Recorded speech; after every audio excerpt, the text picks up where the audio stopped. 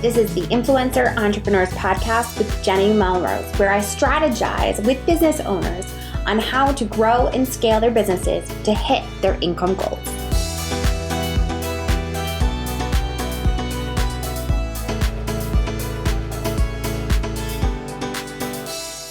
This is episode 397 of the Influencer Entrepreneurs Podcast with Jenny Melrose. Today, we're going to be diving into must-have systems for small businesses with Racheal Cook. This is an episode that you absolutely have to listen to. The examples that she gives are so good. It can be applied to any niche, whatever you do, whether you are a home style blogger, whether you are a therapist in a room, whether you are a yoga instructor, you can apply this information to your business. All right, let's dive in. Hi, Racheal. Welcome to the podcast. How are you? Hey, Jenny. I'm great. I'm so excited to be here chatting with you again. Yes. No, I am so excited to have this conversation about the must-have systems for small businesses. But before we actually jump into that, will you actually introduce yourself and your business to my audience? Absolutely. So, hello, everyone. I'm Racheal Cook. I am the founder of the CEO Collective and the host of the Promote Yourself to CEO podcast. I have been working with small business owners my entire career from the time that I went into consulting directly after my MBA program.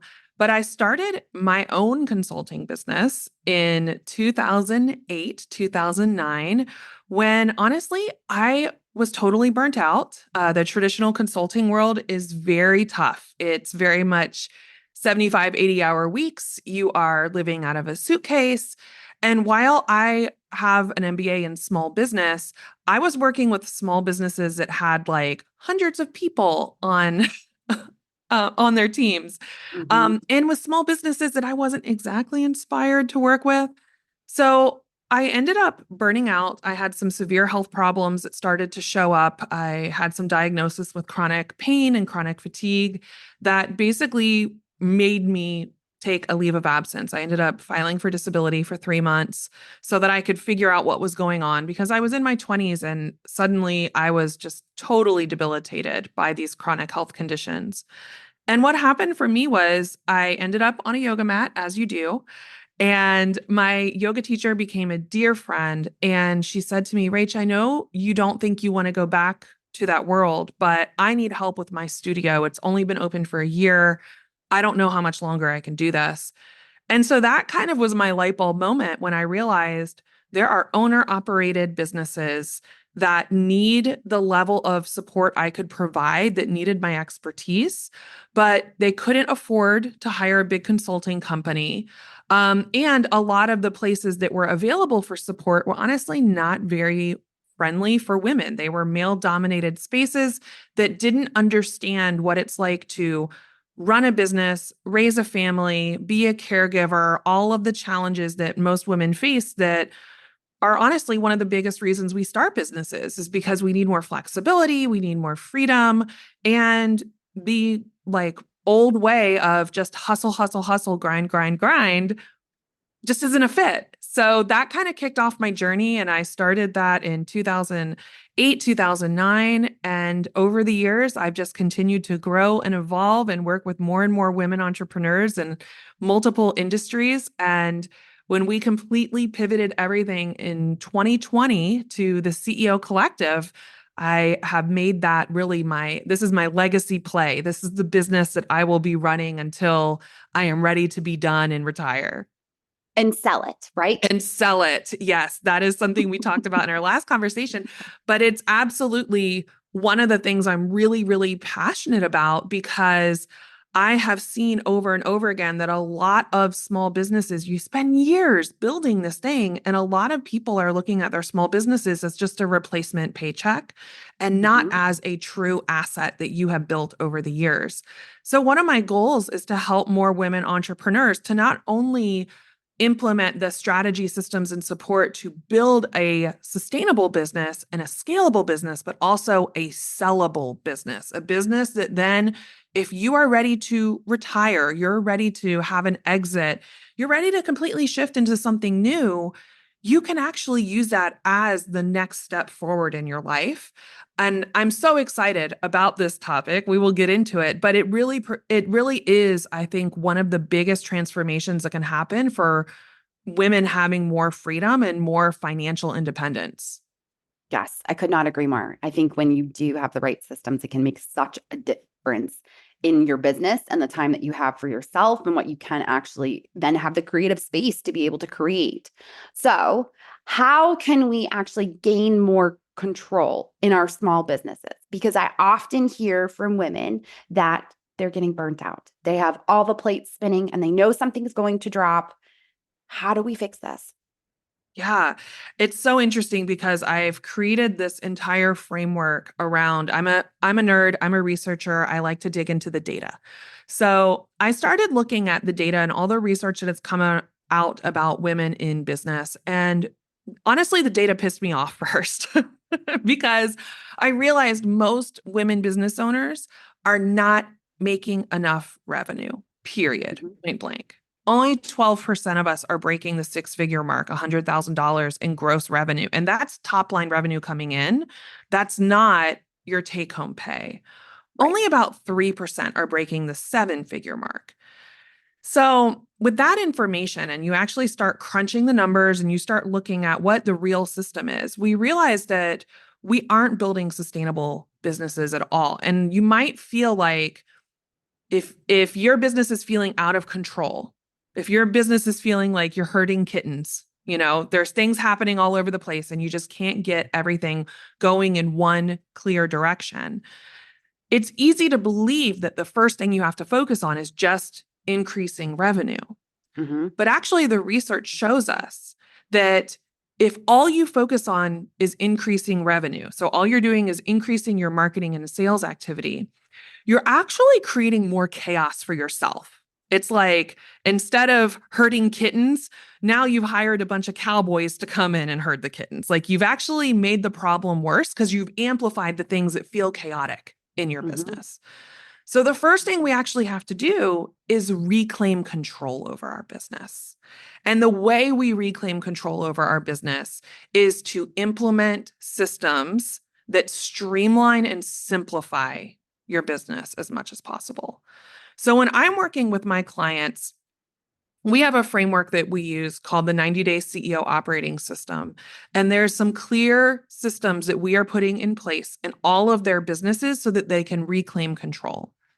For every single offer, you need to have a marketing system, a sales system, and the delivery system for how you're delivering that product, program, and service. Those three systems together create what we call our client growth engine. Once you have those systems together and they're working together cohesively, then you now have a rinse and repeat way to consistently bring in new clients, but even more importantly, retain the clients that you have. This is another huge thing that a lot of people are missing in their business is they spend all their time and energy bringing in new clients, but there's clients leaving out the back door constantly. So they have attrition where they're constantly trying to replace the clients that are leaving. But what you really want to do is start thinking about it as how do I retain clients? And I call this getting clients for life. How do I have clients that stay with me long term, that continue to come back? And whether they stay with you long term or they just become repeat clients again and again, what ends up happening is you actually can do less marketing and sales because you're increasing your lifetime customer value. You're increasing the value that how much each individual client is spending with you. So, a way to kind of think about this, it's building a client base. An easy way to think about this is like your hair stylist, right? Most of us find a hairstylist we like and we start going to them pretty consistently. Once you find someone who they know what they're doing, you like them, you enjoy their energy, you come back again and again and again. Well, a hairstylist who is really good will build a client base of maybe 100, 200 people who are seeing them every 3 months. That's going to be a lot easier business to run than if you are trying to get new people all the time. Because over the course of a year, you'd have to see 3 or 4 times that many people in order to make the same amount of money. So when you think about this first framework, this first systems you put in place, it's all about how am I setting myself up for clients for life? How am I making sure that my marketing system and my sales system are attracting perfect for me clients? But how am I also making sure that my client delivery, my experience my clients have with me, has them staying? So I retain those clients. They become repeat buyers. They continue to work with me long term, year over year. So that's the first big framework that we encourage people to put in place in their business because it actually simplifies everything. It becomes more rinse and repeat once you can get that client growth engine dialed in. So I have a question about that because I know some of my listeners are thinking, but I educate and I want them to be able to have the solution to be able to move on from me. So, or from that problem. So if I'm wanting them to stay with Yeah. me, but I'm wanting to fix their problems, what do I need to be able to put in place in order for me to be able to retain them? Yeah. This is when you really want to think about your offering suite. Okay. So just like if you think about, so I'm an Apple girly. I have Apple everything. I have an iPhone, I have an iMac, I have multiple iPads, multiple MacBook Pros. Everything I have is Apple. And the reason I love it is everything works together, right? Everything syncs together. If I have to go replace something, I can automatically transfer everything and it just works seamlessly. So when I think of an offering suite, you want to think like Apple, right? Once people are invested in you, in your solution, you want them to know that like when they have to upgrade or make a repeat purchase, it's not even a question for them. They're going to go out and buy what they love and what they trust. So this is how I think about putting together offering suites. And um, if you are selling your expertise, you can do this very easily by mapping out the customer journey. And it doesn't mean you need to do it all at the same time. This is a big one. Don't try to do this all up front, all at once. You need to grow with your clients, okay? Because I really think this is one area that people can get in their own way is they try to guess what their clients need instead of starting with the first offering, put it in place, run people through it, get the results, prove the results. And as you get to know your clients more, they're going to be asking what's next. And that's when you make the next offer. So usually it takes a couple years to develop these offers, and they can come in a lot of different formats.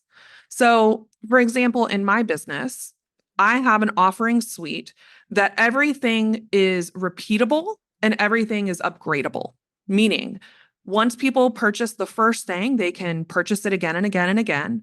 And there's a next step that is a logical next step for them to continue upgrading their level of service with us. So, one of the things that we've developed, we have a print product. I have a planner that I've developed. It's a 90-day CEO planner. Our entire framework is called the 90-day CEO operating system. So, that is woven through all of our offers. The first thing they can purchase, you can go to my website, grab the 90-day CEO planner. It's a low price point. It's $35 for a single planner, or you buy the year's worth of planners. But once people buy that and they use it, they get a training that goes along with it, teaching them some of our methodology. They start to see results and then they repeat it. Every quarter, they start buying them or they come back and buy a year at once. The next step, the upgrade, is the CEO retreat. This is a 1-day planning event where I'm sharing with them our 90-day planning methodology, which is very much something we have developed where we're not just helping them create a 90-day plan, but we're helping them create a 90-day plan that fully integrates that client growth engine I just talked about. So by bringing these two together, I'm like layering on another piece of the puzzle, right? And what's interesting is we have hosted over 60 CEO retreats since 2018 when we first launched it. And the first time I launched that, I thought it was just a big experiment. I didn't really know where it was going to go. I was like, this would be fun. Let's just do it. Let's just do this 1-day in-person event. But people asked, are we doing this next quarter? And Mhm. for me, I was like, I signed any contracts? Had I figured out the logistics? Not at all. But I was like, yes, we are. You can pay me right here to sign up for the next one. I have literally had people take as many as 20 of those because they just keep showing up year after year, quarter after quarter to that CEO retreat. Even though we're going through the same process, it's the accountability of being button seat to do the work.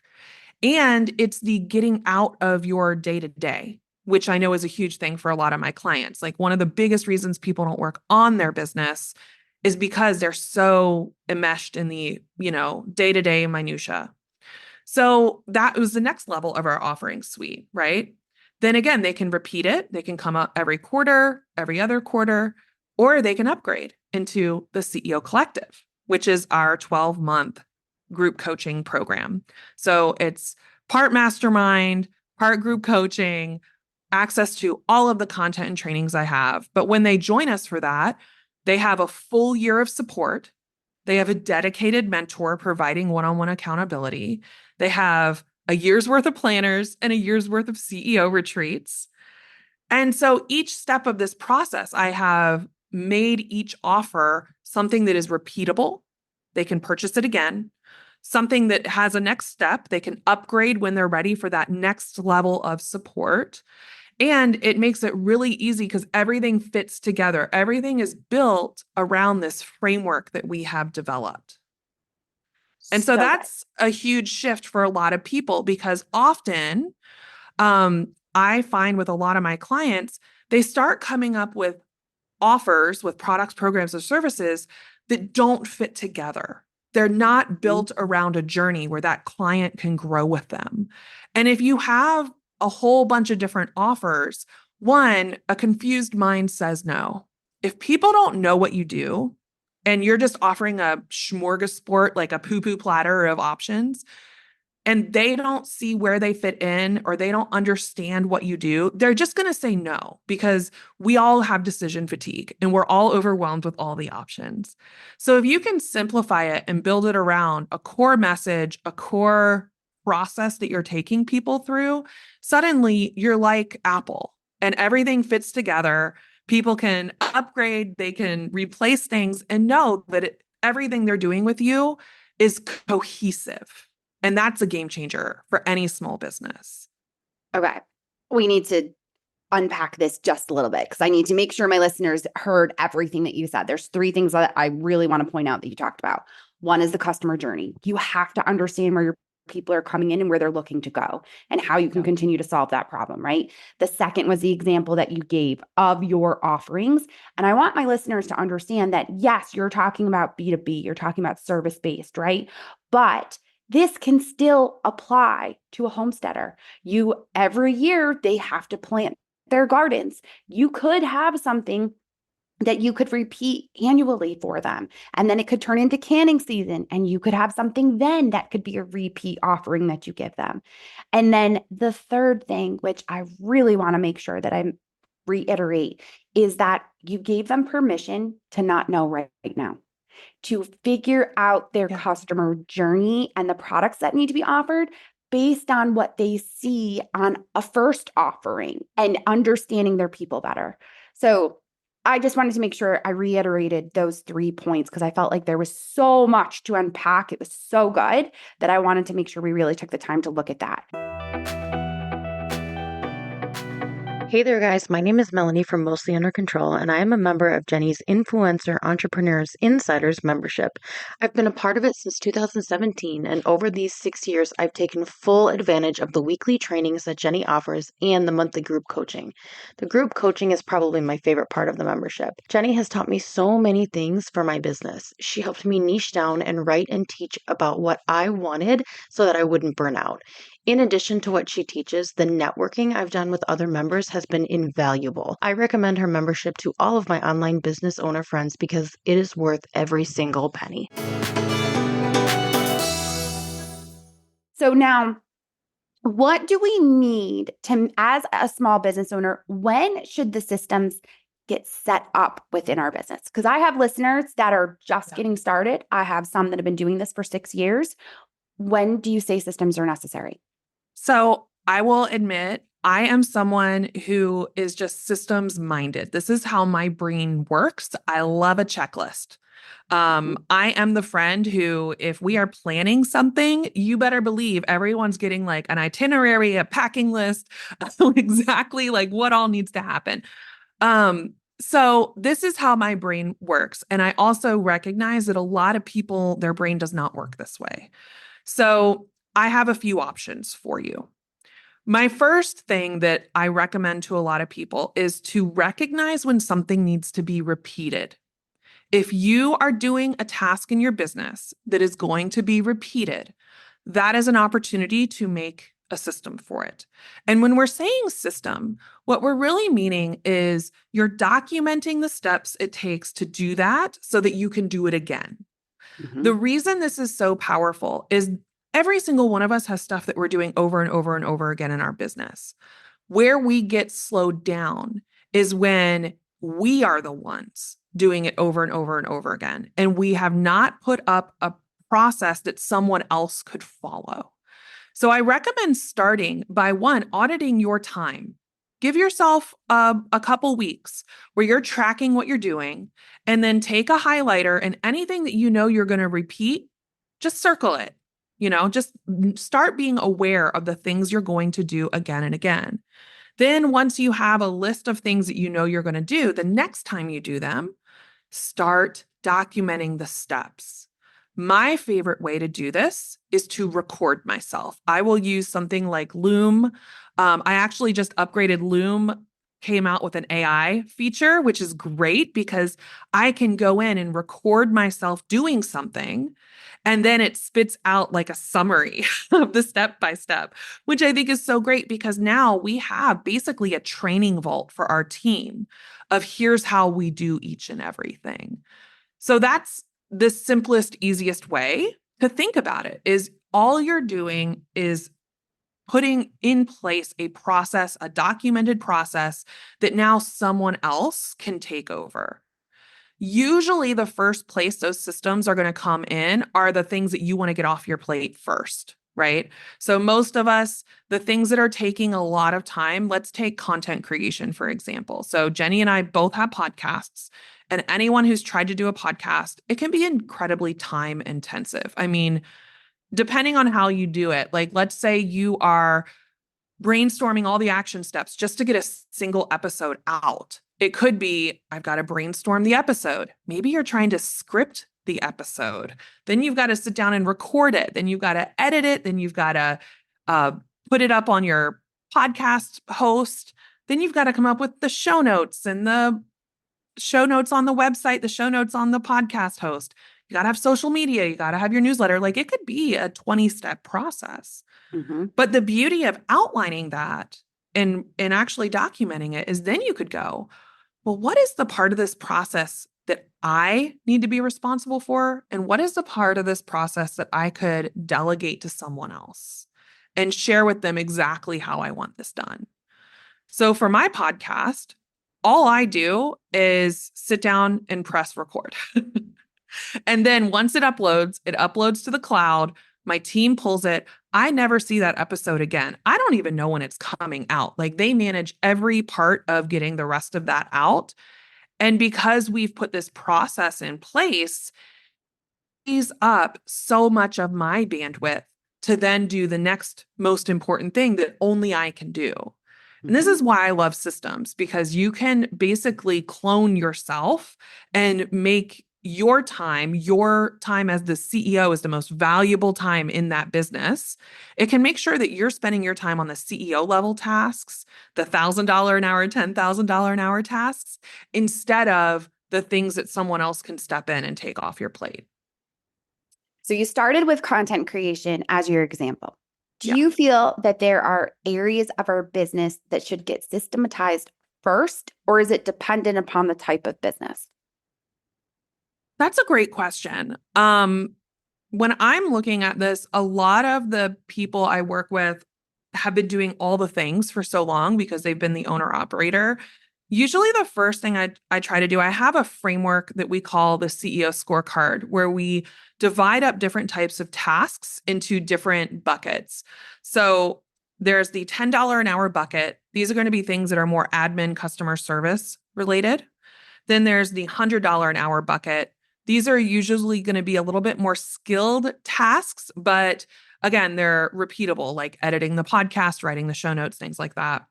Then there's the CEO level tasks. And these are the things that I say are about $1,000 an hour or $10,000 an hour. These are going to be your real heavy hitters, your sales and your very front end visibility attract marketing.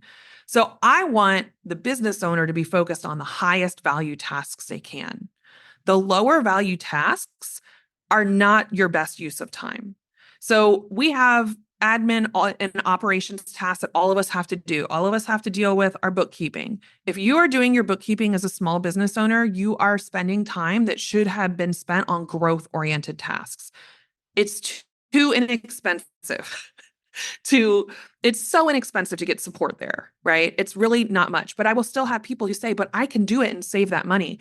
I'm like, but you're actually costing yourself more money because your value as the CEO of your business is $1,000 an hour, is $10,000 an hour, because you're the one that grows the business. So I usually look at that. I want you to get the administrative tasks off your plate. If you're doing your bookkeeping, if you're doing your invoicing, if you are manually scheduling things, if you are the one who's the first one in the inbox is someone else's agenda for you. You need to get support there. It might feel like an expense, but really what it is you're buying back your time so that you can put it in the higher value tasks. So usually the first things I recommend people get off their plate is admin, operations, and some of those customer service related tasks. And then start getting support with marketing and sales, especially if you are still a service-based business. The marketing and sales tasks tend to be things that a lot of people struggle with juggling those and delivery at the same time. So if you can hire on some support with your marketing to help you be more consistent, that is going to be a valuable use of your time. Okay. Are there any tools that you would recommend for systematizing your business in administration, in marketing, anything like that? Your go-tos. My go-tos. One thing is, you have to look at your specific business and figure out what's going to apply the most for you. But the good news is there are so many tools out there that are very inexpensive that make life so much easier. So if you are a coach, then you might use something like Paperbell. Paperbell is an online tool that handles the billing, the invoicing, it handles the scheduling, it handles your notes for all of your clients. And it just kind of, it's a tool that basically works as an assistant. And I think that's incredible. Like you could have somebody manually doing all that for you, or you can use a tool where you just set it up once and it does the work. I have a lot of service providers who use something like a Dubsado or a Honeybook because, again, you set it up and then you can send out proposals, send out invoices, you can handle all of the client management right there in that one tool. And there's different ones for different types of businesses. I have a lot of clients who are in the healthcare space. So, of course, they've got to be HIPAA compliant. They might use something like Jane, which a lot of my clients who are in the therapists or chiropractors, they really like that tool. So you've just got to find the right tool. And I will just encourage people, yes, these tools cost money, but you have to value your time enough to realize even if you're paying $100 a month for that tool, it is well worth it because the time it will save you could be 25 hours a month. So those are kind of the first thing I would say for a lot of people is kind of do an assessment. What kind of tools do I need? Do I need a scheduling tool? Do I need something to manage my invoices? Do I need something to manage my clients and make sure they're getting handled? There's a tool out there that can replace a lot of that work and accelerate how long, it takes to take care of that. That would be my first place to go for a lot of people. Perfect. No, those are great examples. So tell me a little bit about your Sustainable Success series that my audience can hop over and become part of. We're going to link to it in the show notes, but tell them a little bit about it. Yeah. So like I shared earlier, I am a research nut. I will dig into the numbers. I will dig into the research. And what I discovered as I was diving into the research, like I said at the very top of this episode, is a lot of small businesses feel like the answer to get control of their business is just to focus on revenue, just to focus on marketing and sales. And what ends up happening is their business implodes. It amplifies the chaos instead of controls the chaos. So we want to look at what are the things that help us claim control over our business. So in this 3-part training series, first we dig into the research. What are the core areas you want to get control over and start to systematize so that you have more control over your business? Then we move into our framework, the 90-day CEO operating system, which includes all of that research. It's very much a research-backed, client-tested approach as a growth framework to sustainably grow your business. And then we walk into what are the things you need to do as the CEO of your business? What is your growth edge that you need to lean into as you are putting these systems and frameworks in place in your business? Because your business won't grow past your level of leadership. And anyone who has really started to grow a business, you know that hiring is tricky. Relationships can be hard. There are going to be situations that come up that are very uncomfortable. But if you want to have a successful business, you've got to learn how to lean into that growth edge. Because if you retract and go back into your comfort zone, you will remain exactly where you are. So we've built out this entire training series to help you identify what are the things you really need to focus on and how are you going to embrace the discomfort of growth in order to get where you truly want to go. Excellent. We are linking to that. Where is the best place for them to continue to ask you questions? Is there a place that you connect with others? Yeah. So you can find, we have a great landing page for you at theceocollective.com/hello. Kind of gives you a good summary of great places to start with all of our content, including links to that training series and including links to some of our best podcast content. I highly recommend checking that out. And I am very active on social, but my favorite one to hang out on is Instagram. So if you like this conversation, take a quick screenshot on your podcast, on your phone, and share it on social media. Share it on Instagram. Tag me at Racheal.cook, tag Jenny, and then I would love to continue the conversation and hear any ahas or insights you had. Excellent. Thank you so much, Racheal, for taking the time to speak with me and share your knowledge with my audience. I appreciate it. Thank you, Jenny. I love this conversation. All right, well, there you have it. If you haven't gone and grabbed Racheal's Sustainable Success Series, you absolutely need to clearly. She is giving so much information away in this free series, as you heard from the way that she described it. So make sure that you hop over to the show notes and grab that. You can always send her a DM asking directly for that link. Super simple for you to be able to get involved in that. As always, I appreciate y'all so much for listening in. If you haven't already left a rating and review, I would so appreciate it if you popped into your podcasting app and left a quick rating and a couple sentence review telling us what the takeaway was from this episode. All right, you guys, until next time, I will see you all then.